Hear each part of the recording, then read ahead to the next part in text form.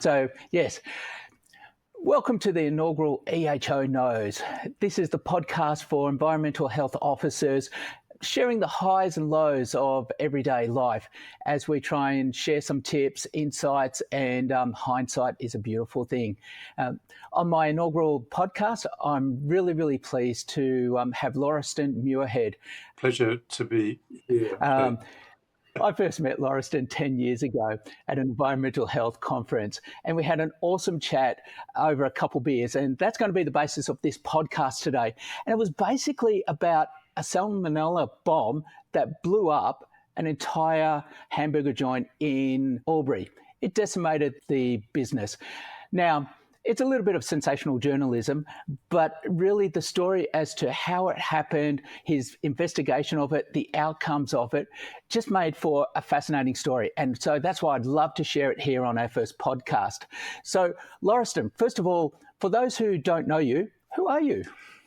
Lauriston Muirhead, long-time environmental health officer at Albury City Council, now in another role, so I feel I can look back on this incident. My original degree was in zoology, got washed along the River of Life and ended up in the dairy industry doing a graduate diploma in dairy technology. But the dairy industry was a fantastic entrance into food science because dairy is about the most complex natural food you can possibly find. And so now you find yourself in the magical city of Albury. A lot of people don't know anything about Albury. Sell us Albury. Albury's got just about everything that you need from a city without the good things. I'll say that again. Albury's got all the good things that you need about the city without the bad things. So if we're stuck in traffic for 5 minutes, we think it's a disaster. Albury City is also advantageous in that we can actually cross our council area fairly quickly, unlike some of the much more rural councils where it might take you 2 or 3 hours to get from one side to the other, whereas we can do so in about 25 minutes, worst case scenario. It is a city council, probably about 300 cafes, restaurants, that type of outlet. Okay, whereabouts is Albury?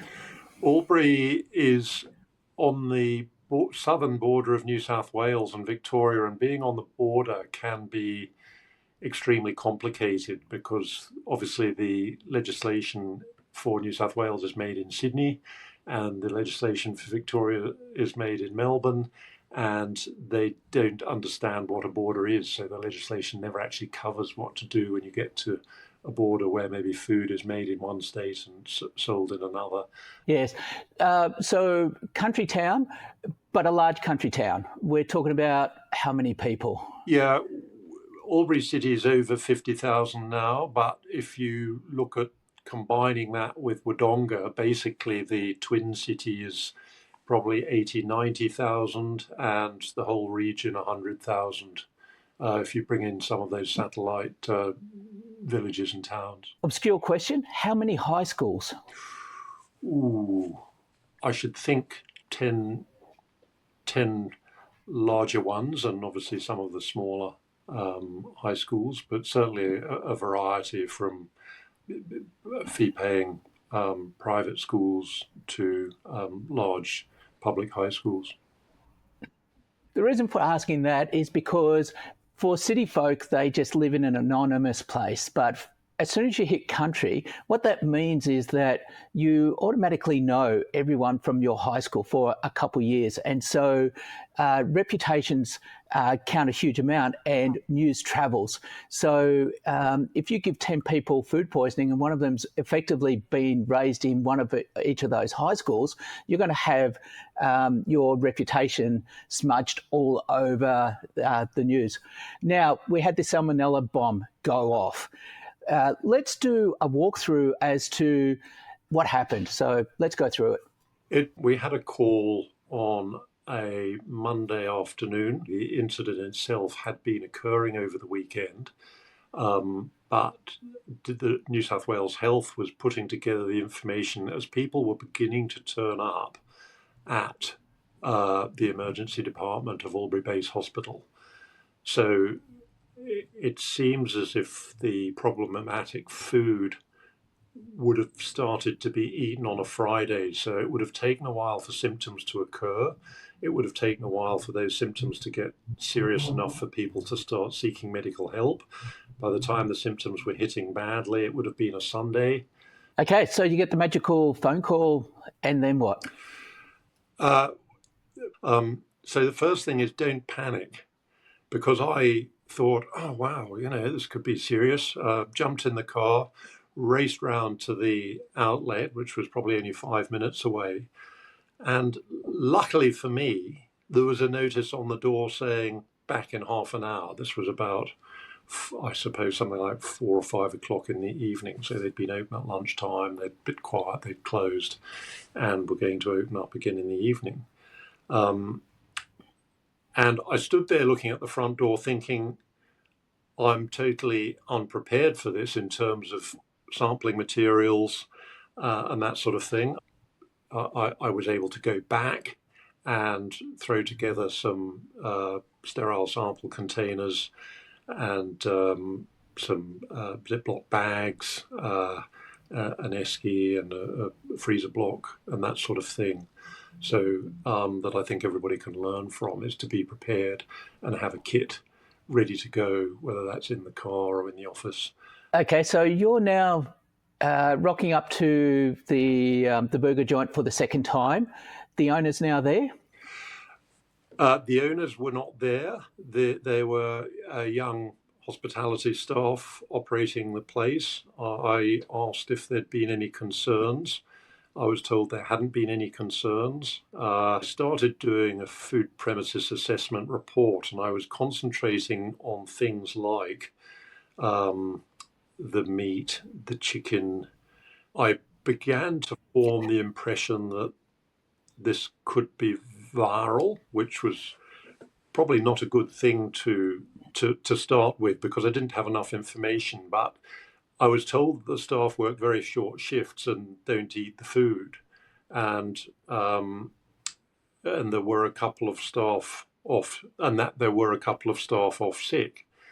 So my immediate thought was somebody's got norovirus and they've been spreading it around. And so I took quite a few samples, and the place seemed to be fairly, certainly not the best, not the worst, an average cafe. And as I was leaving, noticed or saw some mayonnaise, or it turned out to be aioli. And I said, do you happen to make your own aioli? And they said, yes, we do. So I said, look, we'd better sample that as well. And the sad thing for the outlet was that its mark of difference was that it was being, if you like, an upmarket burger flipping joint. It was a place that was saying, we make our patties, we make our aioli, we're not just a fast food takeaway. Obviously, that sadly ended up being their undoing, and so I then said to them as I left, just in case you need to go and get some commercial product, stop using this.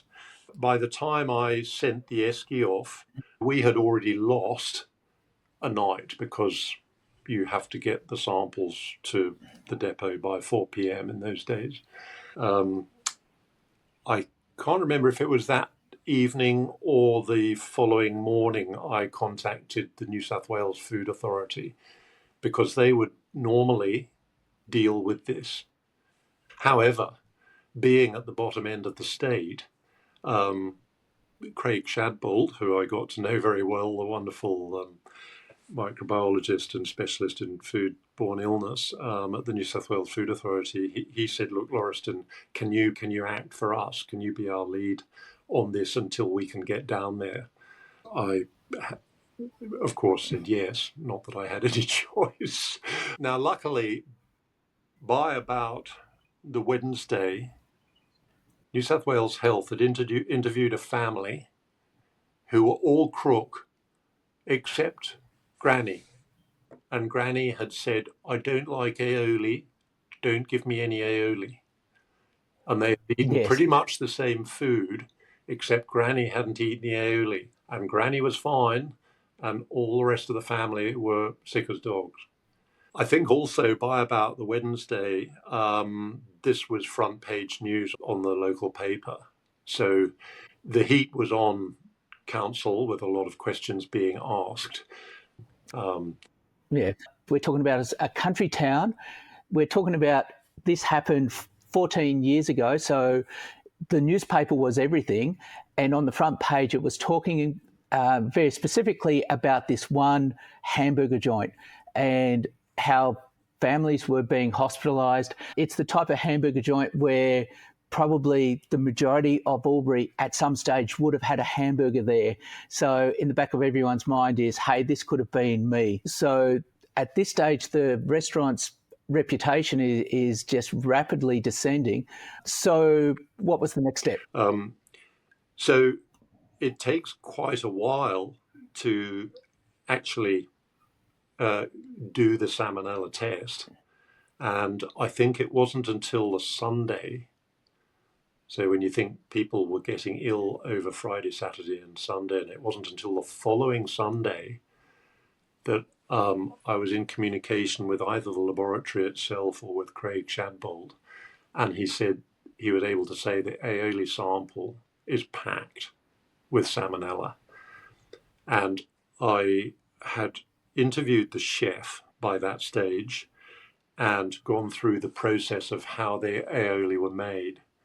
And it was interesting in that we're fairly sure it was one egg, because the process was quite well controlled in that they would put, I don't know, let's say 10 eggs in the RoboCoupe mixer, and they would do 3 batches, and obviously not clean the machine between batches, because you're going to be putting the same product in, because you're going to make 3 batches within about 20 minutes. It was then put into plastic containers and labelled with a date of manufacture with a piece of masking tape and put in the fridge.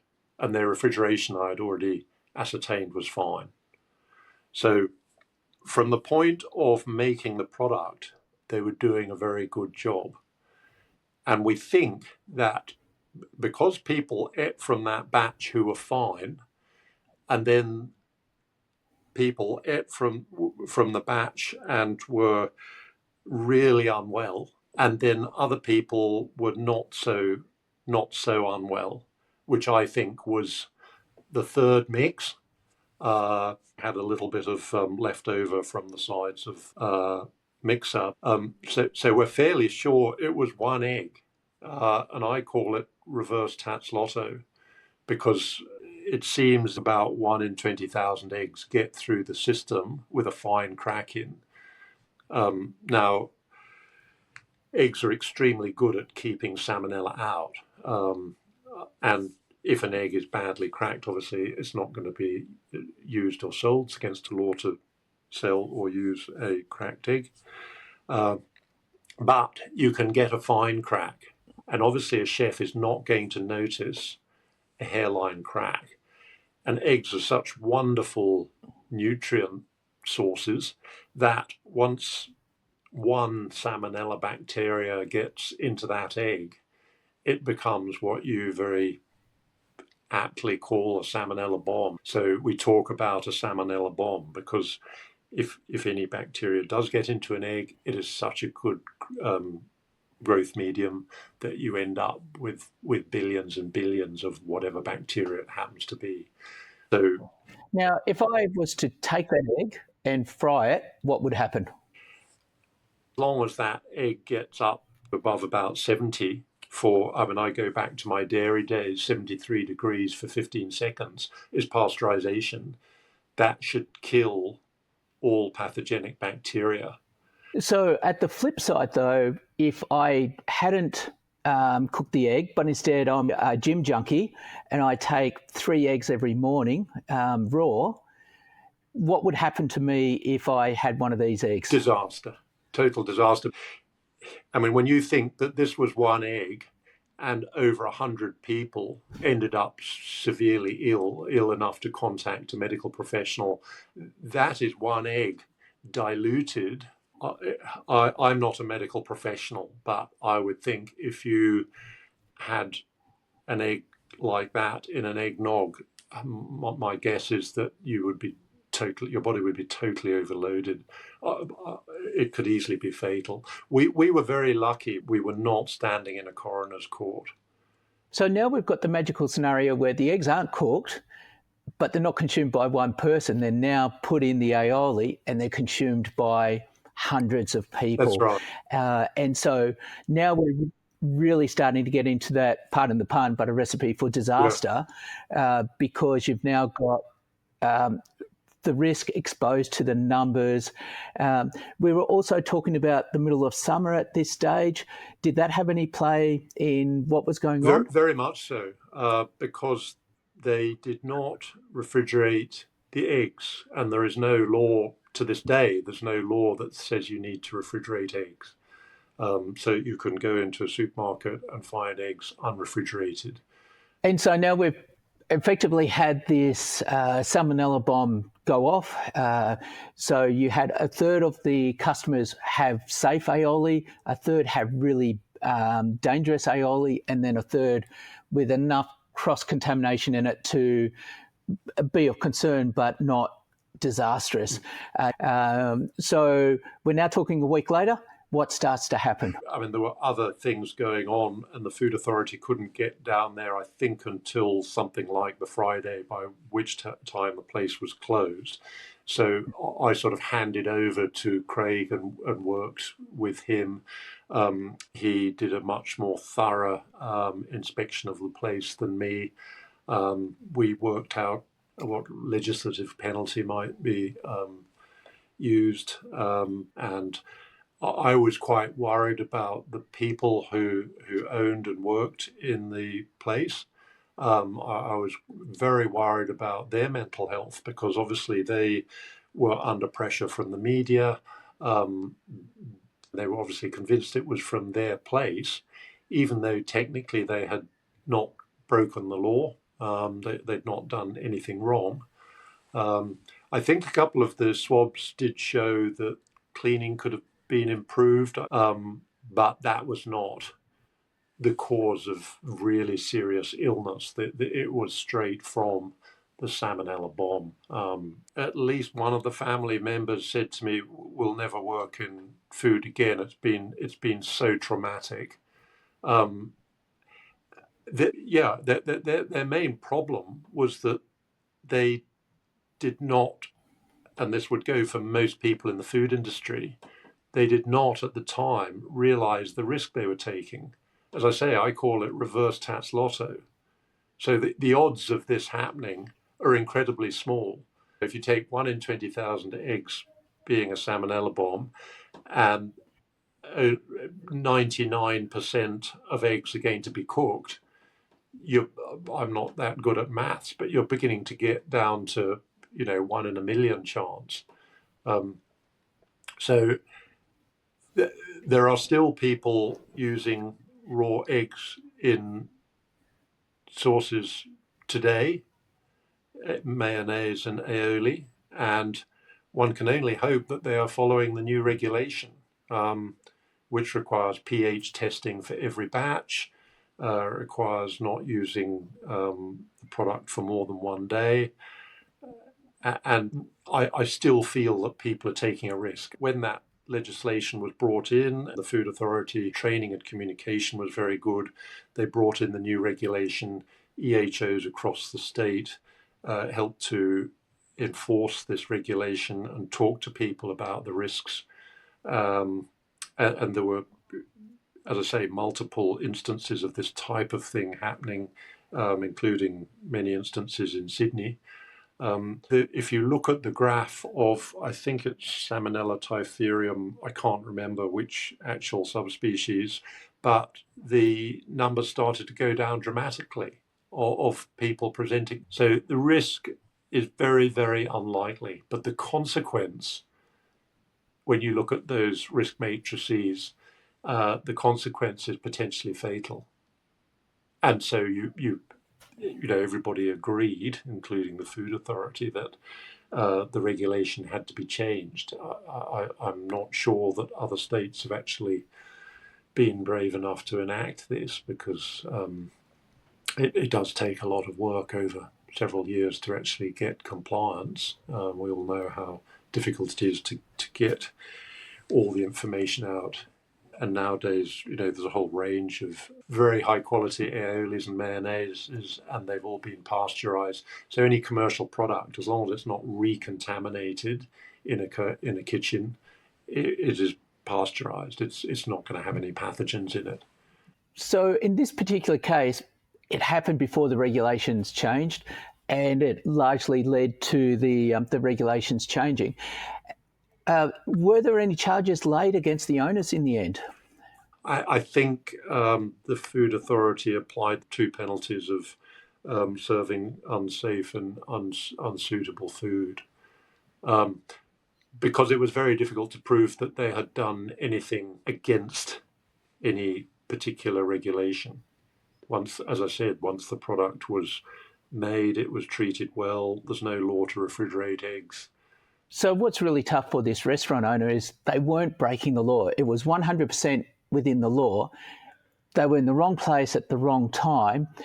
And in hindsight, there's a lot of things that they could have been doing better, some of which are now mandatory by law. But as you point out, these laws haven't changed across the state yet. Haven't changed across the country yet, but I feel New South Wales. Sorry, across the country. Yeah, New South Wales, I think, has taken a very appropriate and brave stand and brought in those new requirements, which have been there for several years now, and the results are shown in the reportable diseases. So these you've got environmental health officers who are stepping into restaurants and cafes, and if they see this happening, what's your advice to them? Perhaps watch this podcast and get the business to watch the podcast and realise that they are playing with fire. So I would say to any hint of raw eggs, they must be following the raw egg guidelines in New South Wales, and they need to show evidence of that. So they need a pH meter, or people would have to check the regulation to see if pH strips are allowed. They must be keeping records. And if the EHO is not convinced that that's being done well, then appropriate action can be taken.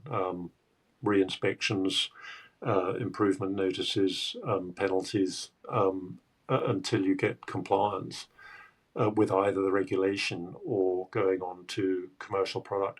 I believe you can, one way around it is that because of these problems, outlets can buy from wholesalers those pasteurized egg products, liquid egg products.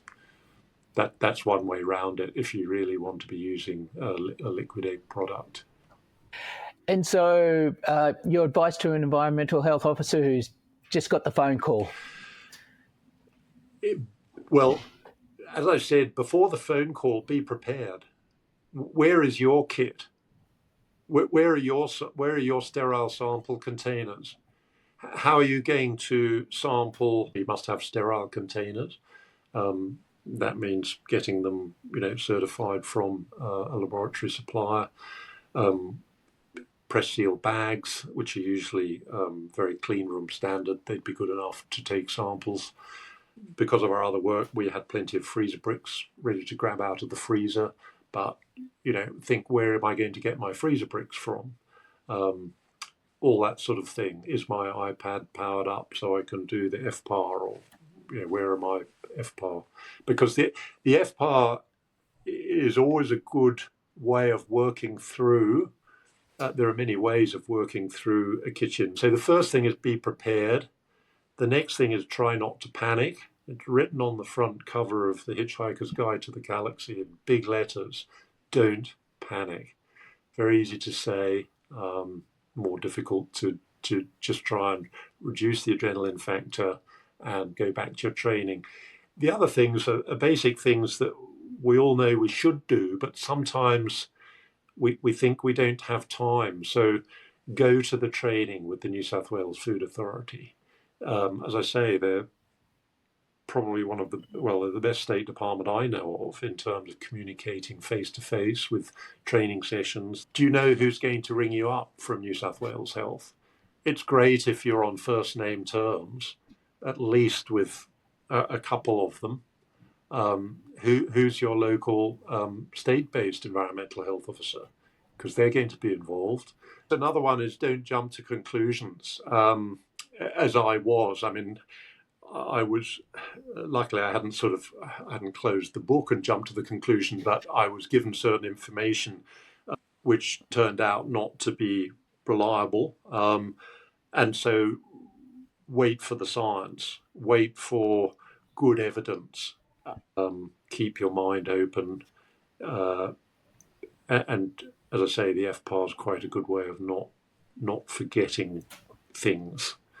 And communicating with the staff. Don't come in all authoritarian because they'll just clam up. Say, we've got a problem, we're trying to help you with the problem. What do you think has happened? Tell me what has happened. How many staff have been off over the past few days? Have you had some staff illness? It's important that you tell us what's happened so that we can help. Be able to recite or have on a card the warning. I'm just going to ask you a few questions. You don't have to say or do anything, but if you do say or do anything, it may be used in evidence. This is standard New South Wales Food Authority training, but in the heat of the moment, it's easy to forget. Fantastic. Awesome. Okay, now we're at the end, and now I'm going to throw in the disclaimers.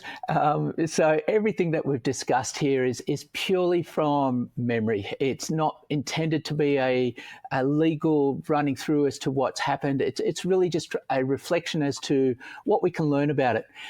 We deliberately did not name the burger joint that's involved because the goal isn't a name or shame. It's to learn from what was unfortunately, they were a victim of the wrong egg at the wrong time. And so thank you very much, Lauriston, for taking us back through the journey.